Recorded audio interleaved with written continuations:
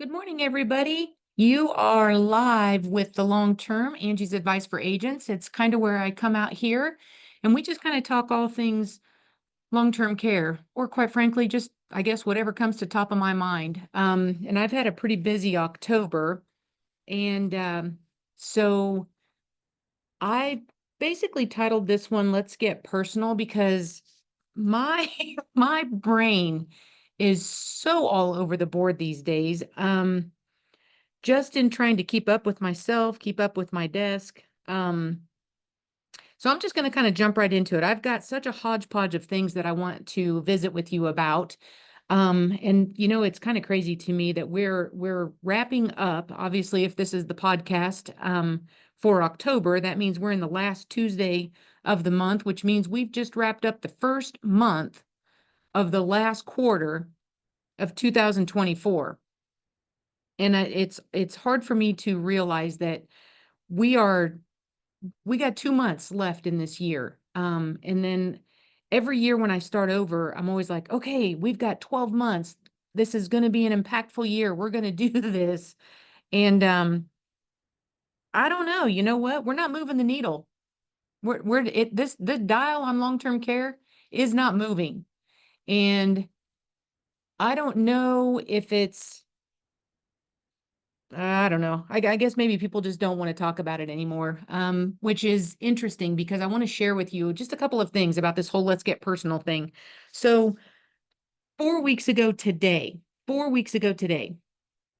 I had back surgery. And not going to lie, the first 3 days of that were pretty darn rough, pretty painful. And I kind of start to come out of my haze the Friday, 3, 4 days after this. And I'm coming out of this haze and thinking, okay, let's kind of figure out how you got to move, how you're not supposed to move, what you're not supposed to do, how you can manage your day. You get to take your first hot shower and let the water run over your incision. And I'm thinking to myself, okay, so it's time to start weaning off these narcotics. It's time to see where that pain is actually at, because my brain says, Angie, it's Friday, you had surgery on Tuesday, you've got Saturday, Sunday, you're going back to work Monday, you're going to get right back at it. Let's just see how we're doing. And as I look back now, being 4 weeks post surgery, that first week coming back, I was pretty sore. Um, Obviously, third week post surgery, I was feeling pretty good. You get a little cocky, you start to do a little bit more. You do way more than you're probably supposed to, still knowing that you got that 10-pound weight restriction, which really isn't a lot. Like I couldn't even move the mums when we had a freeze advisory, couldn't bring in my other plants, got to ask for help. And so now I'm 4 weeks and I get to go to the doctor today and kind of do the recap of, hey, you're 4 weeks post surgery. How's it going? Let's see the scar, blah, blah, blah. And all I can think to myself is, how do I'm 54 years old. How do people realize? And I don't think they do. How do you not see yourself at some point in your life being as good as you're going to get and needing help with some very common functions that you do every single day of your life? It it's just baffling to me that we can't get out of our own way. And I'm speaking like from a consumer perspective, right? We can't get out of our own way to realize that we don't stay young, vibrant, healthy, picking up heavy things and putting the camper away and winterizing the boat and doing all of this stuff, right? How do we not take ourselves from our current state, call it in your 50s, and play that forward 20 years? Just take yourself into your early 70s. You have to go in for a surgery. I promise you, at 54, I thought I bounced back pretty well. There's no way at 74 I'm bouncing back pretty well. It's going to take me a lot longer, even though it was only 6 weeks. There's a 6 week weight restriction. You got to watch yourself. Don't bend, don't twist, don't re-aggravate that L4, all that kind of stuff. But now I think about how how much less mobile am I going to be at 74 as I am at 54? And I just can't help think to myself, I'll probably be a whole lot less mobile, right? The goal in my mind is I want to stay active. I want to keep moving. I want to exercise to my tolerance. I'm sure my doctor, the surgeon, thought I was crazy because there I am meeting with him in pre-op, and I had, about 5 questions I wanted to ask before going in. And one of them was, when can I get back to exercising? When can I get back on my elliptical? Um, it's no impact. It's a good way for me to get my heart rate up. And he's like, well, as soon as you feel like you can. So I tried it 2 weeks in. Yeah, no, my back said too soon, too soon. I tried again last week, couldn't go every day. And so far this week, right, 2 days into the week only, but I'm able to be on that elliptical every single day. And I think to myself, can I do this at 74? And I think a lot of you are probably saying to yourself, well, yeah, Angie, you can if you stay with it. But reality, reality is things just aren't the same, right? Anytime, I mean, you give birth, woman's body, not the same. You have a surgery, not the same. There's the body just goes through different limitations. And so I pause and I think about that and I'm thinking, why can't we move the needle? Why can't we get people to understand that not only is life fatal, but life comes with bumps and bruises? And how are you going to take care of yourself along that journey to live as long as a healthy, vibrant person? I know some folks that are 84 years old and they probably run circles around me with the energy levels. And then I know people that are 70 years old and they're living inside of a body that's 105. So all things relatively speaking, but it just takes me to a conversation. So I went to a university yesterday to talk to HR about enrolling into some group, I'm air quoting, long-term care plans. And the group runs, right? There's about 150 people, and it runs from a demographic of just say 20 up to age 73, right? That's the age span. So from, 20-year-old, 35, 40-year-old, probably a tough sell. Um, they may see it because they might be experiencing it with the grandparent, but right, that's a hard sell. Even though One America did a survey that said a lot more 40-year-olds are looking at extended care planning, just putting a plan in place. Maybe not a complete plan, but a plan. Something to look forward to. Hey, what if? What if happens? And so I'm talking to HR about all of this, and we're looking at some sample premiums and just kind of going through the concept really, because when you roll out a group, this isn't something that just happens overnight. There's a big education that has to go on because you're still developing the need for long-term care. And I was just kind of taken aback. It's a university. They're making some pretty good income. They're educated. And I know a lot of you are going to pick up the phone and call me afterwards and go like, well, no, Angie. And I know all, but the pushback I got from HR, and I'm going to call it pushback, was we don't even hardly get buy-in on our group life benefit, just plain group life. We don't hardly get buy-in on our cancer plan. We pay 100% of our employees' health insurance. And some of them are leaving that just to go to the ACA. And so I'm like, so the biggest demographic of this university was between the ages of 40 and 60. Could you get any sweeter for a long-term care conversation? Educated, right age demographic, talking about having a plan. And I'm getting what I would say are not good vibes.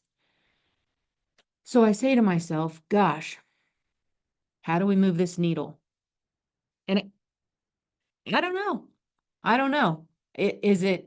Are we as an industry moving away from having the conversation? Are we just basically leaving this up to the specialists? Look, yeah, I'm certified. I can sell long-term care insurance, but I don't really talk about it anymore because, I always get no, or if I get a yes, it's because they're going to get declined or whatever. So I want to bring something else up because we are in the beginning stages. We're getting ready to get into the month of November, and that means we're getting ready to start the holiday season, right? We're going to get past Halloween. All the kiddos are going to get sugared up. Grandparents are going to have fun taking pictures and hanging out and kissing their grandkids and all that fun stuff. And then we move into Thanksgiving. And I like to call the month of November and December the intake season. And I'm writing an article about this, so I certainly don't want to steal this thunder, but that's what they call it when you make phone call into a long-term care claim department. It's an intake call. That intake call is just give me the facts. Give me the facts of what's going on. How's mom doing? Well, she's not doing so well. She's got this, she's got that, she's in care. Doctor says this, doctor says that. And the insurance company's trying to take in all this data and figure out, one, if they're claim eligible. Two, do they do the assessment? Three, do they pull the medical records? But when the families sit down, break bread, and they're giving their thanks, and some are hanging out watching football, some have, the tryptophan coma after all the turkey that they've eaten, others are in the kitchen getting ready to cut the pies and throw on the dollops of whipped cream, cleaning up the dishes. Brothers and sisters sit together and they talk about the health of their parents and how are we going to manage this? And what are we going to do? And how do we do this? And how do we pay for this? And it's tough. Um,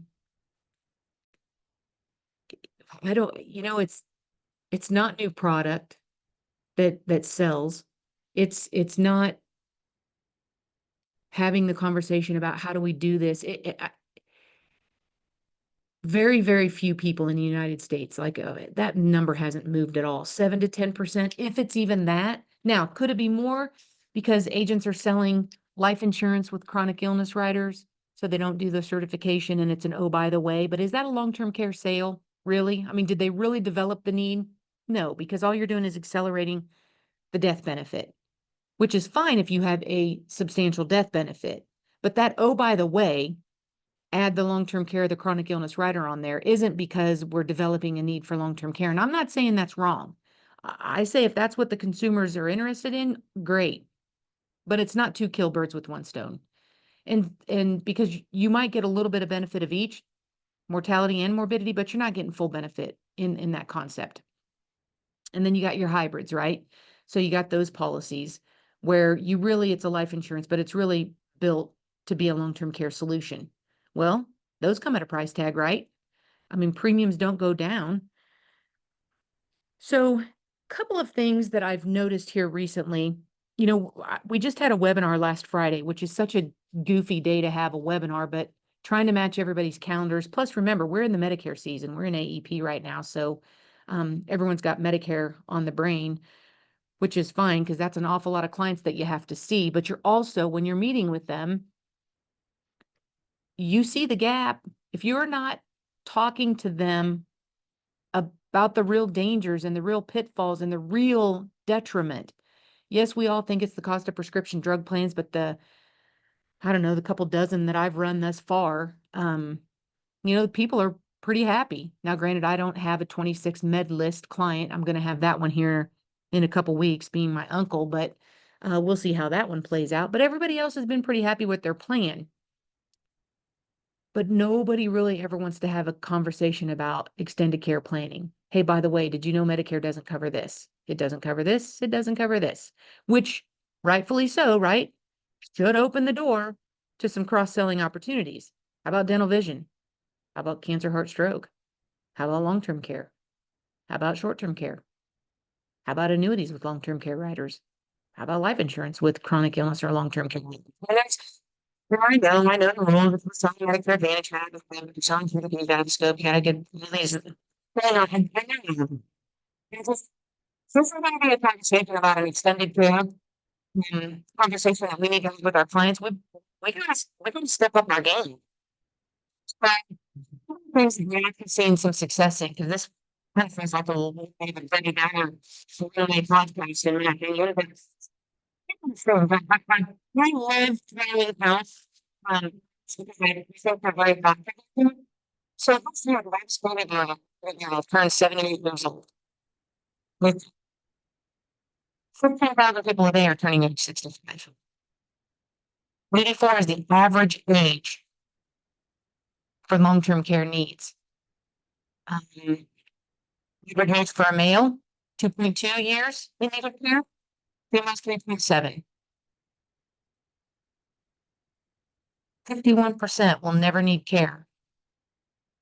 So how do you solve that? I mean, if you can over the people having an extended care conversation, half of them aren't going to need it. Maybe a hybrid is their solution, right? Because we all know life is fatal. No one's getting out of this world living forever.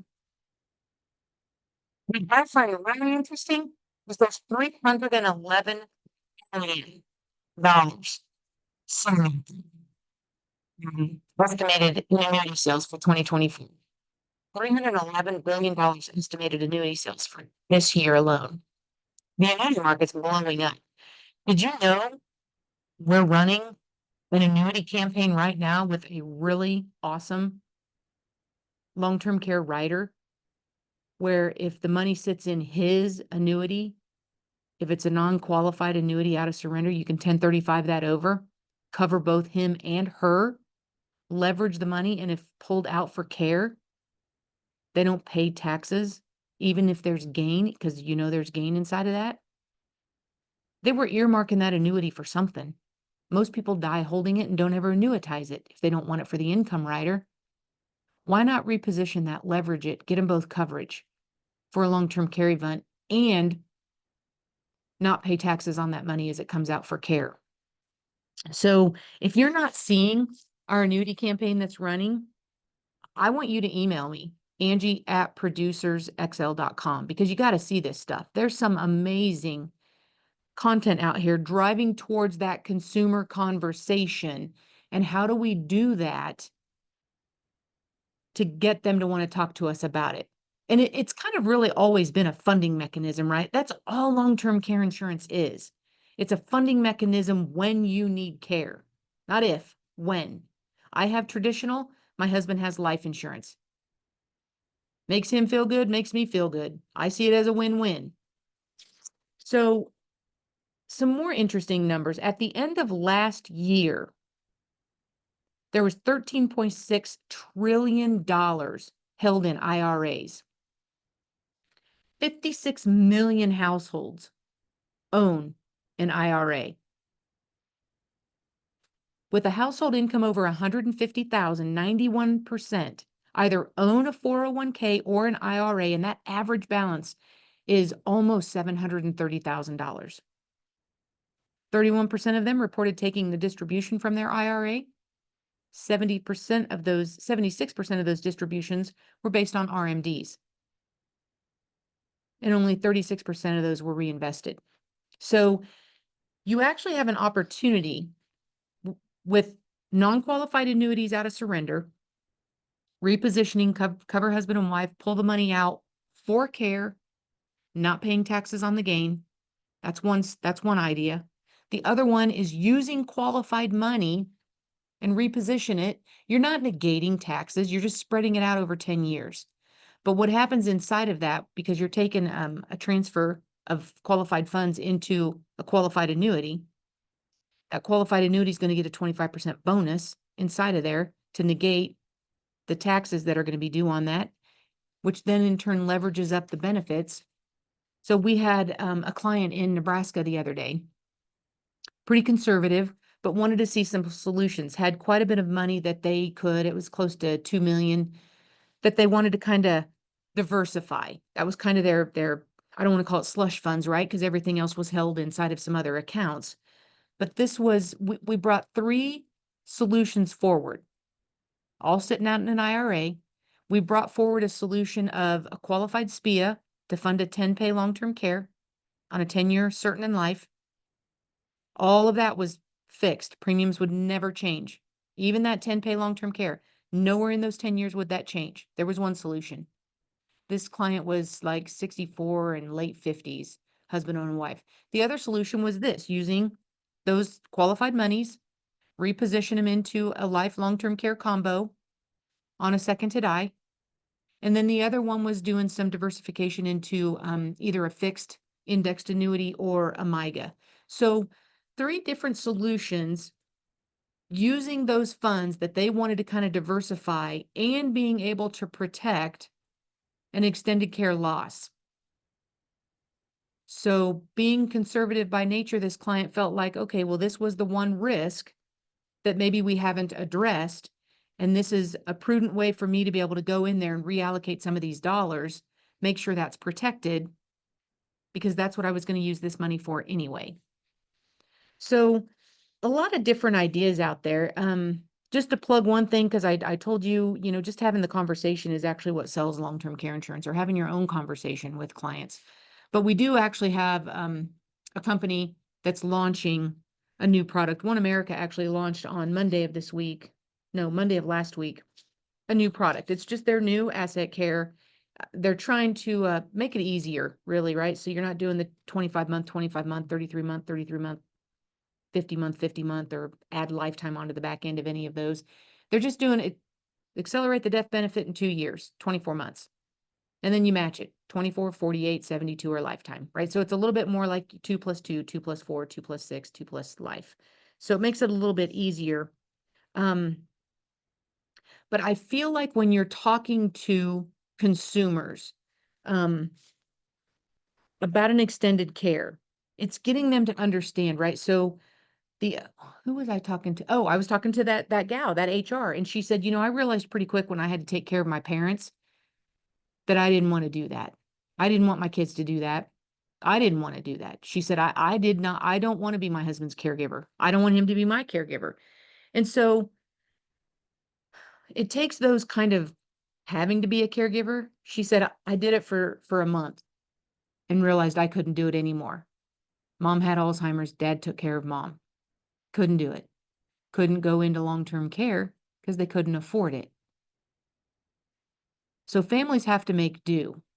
And that whole care continuum from day one of recognizing you're going to need care to death, right? What does that care continue? I don't care how many years it is. I don't care if it's 2 years or if it's 10 years. What's that care continuum? Friends and family are always going to pitch in the best they can. Then when you have to, if you have a cash benefit inside your contract, maybe it takes away a little bit of the guilt. Hey, my daughter's going to come and, take care of me. My friends from church are going to come over and check on me. Whatever the case is, I need to give them some gas money. That's what you can do if you have a cash benefit and you can pay them for it. Takes away some of that guilt. But now all of a sudden we need more care. And it's maybe from an agency, but not necessarily formal. Like, right, I don't maybe need an RN, but I definitely need some informal. Maybe I need that person to come in and help bathe, help dress, things like that. Then you're stepping into really a reimbursement side of things. But I think in our annuity campaign, we're putting together how to have this conversation with somebody about just recognizing what it looks like when they need care. Take insurance out of the mix, just starting that conversation with them. How do you do that? And so we've got 2 pieces out there.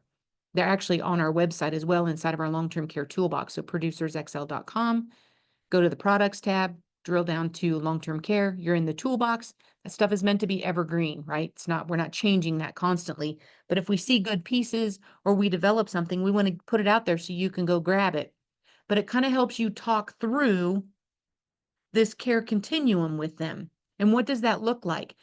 Insurance might not be the solution, but certainly a plan is the solution. Everybody's got to have a plan. If we're meeting with financial advisors, we're planning for something, planning for retirement, planning to do whatever. In those first early years of retirement, costs don't go down because everybody thinks they're going to free up their time and go on vacation and travel or do this or pick up a hobby or whatever the case is. But what's interesting to me is when you get through that phase and you start to slow down, are you on your hands and knees scrubbing the bathtub? You scrubbing the toilet? You paying someone to do that? You paying someone to come over and trim your trees? Paying someone to come over and mow your yard? Maybe you do that now. But it's those types of things that I've seen in my own family that has been so impactful. And it's almost like when somebody gets to that point and they're looking around and they're like, I had no idea. I didn't I didn't know. I'm struggling with this, folks. I'm really struggling with this. I don't understand. One of the things I used to tell my daughter when she was in high school and she's growing up and you're trying to, I don't know, maybe it's a woman thing, maybe it's a girl thing, I don't know, but I would always tell her, life is beyond the front of your nose. Life is beyond the next 5 minutes. You have you're planning for things. We plan vacations, we plan birthday parties, we plan all kinds of things. Well, you need to plan for aging. And what does that look like? How are you going to age as well as you can in the comfort of your own home? Because that's where everybody wants to stay. Although I will tell you, I did get a phone call, I don't know, a couple weeks ago, and a lady said that her husband's on hospice. She has a long-term care policy. She'd like to file the claim. They don't think he's going to live through the end of this month, and she didn't want him at home. She did not want him to die at home. And I have to tell you, that's probably the first time I've heard that. I've had people actually bring family members home to pass away at home in the comfort of their own home. And this lady said, I don't want him passing away at home. He needs to be where people are going to be around him all the time. And so I don't know.